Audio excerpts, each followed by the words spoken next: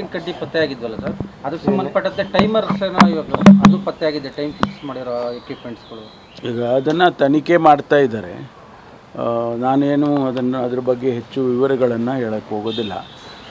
ತನಿಖೆ ಮಾಡ್ತಾ ಇದ್ದಾರೆ. ಅದರಲ್ಲಿ ಒಬ್ಬ ವ್ಯಕ್ತಿ ಫೋನ್ ಮಾಡಿದ್ರು, ಕರೆ ಮಾಡಿದರು, ಅಲ್ಲಿ ಇದರಲ್ಲಿ ಏನದು ಆರ್ಟ್ ಆಫ್ ಲಿವಿಂಗ್ ಅಲ್ಲಿ ಆ ಜಾಗದಲ್ಲಿ ಬಾಂಬ್ ಇಟ್ಟಿದ್ದಾರೆ ಅಂತ ಹೇಳಿ ಮಾಡಿದರು ಅಂಥೇಳಿ ಅವನನ್ನು ತೊಗೊಂಡಿದ್ದಾರೆ, ಅರೆಸ್ಟ್ ಮಾಡಿದ್ದಾರೆ. ಅವನದು ತನಿಖೆ ನಡೀತಾ ಇದೆ.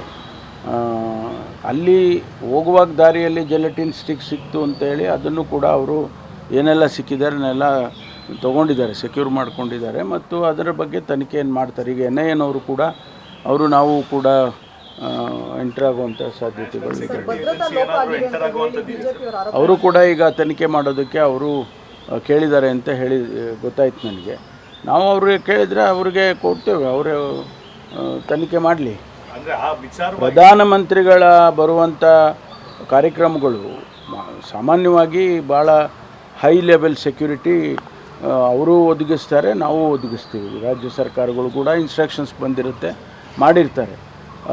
ಅದನ್ನು ಈಗ 9 ಗಂಟೆಗೆ ಮೊದಲೇ ಅಂದರೆ ಕಾರ್ಯಕ್ರಮಕ್ಕೆ ಅವ್ರು ಬರೋಕ್ಕೆ 2 ಗಂಟೆ ಮುಂಚೆನೇ ಇದನ್ನು ಫೈಂಡ್ ಔಟ್ ಮಾಡಿದಾರಲ್ಲ, ಅದು ಭಾಳ ಒಂದು ಒಳ್ಳೆಯ ಕೆಲಸ ಅಂತ ನನಗನ್ಸುತ್ತೆ. ಟೆರರಿಸಮ್ ಆಕ್ಟಿವಿಟಿಗೆ ಏನಾದರೂ ಕನೆಕ್ಟ್ ಇದೆಯಾ ಸರ್ ಇದು? ಗೊತ್ತಿಲ್ಲ. ಅದನ್ನು ನಾವು ತನಿಖೆ ಮಾಡೋವರೆಗೂ ನಾವೇನು ಹೇಳಕ್ಕೆ ಬರೋದಿಲ್ಲ.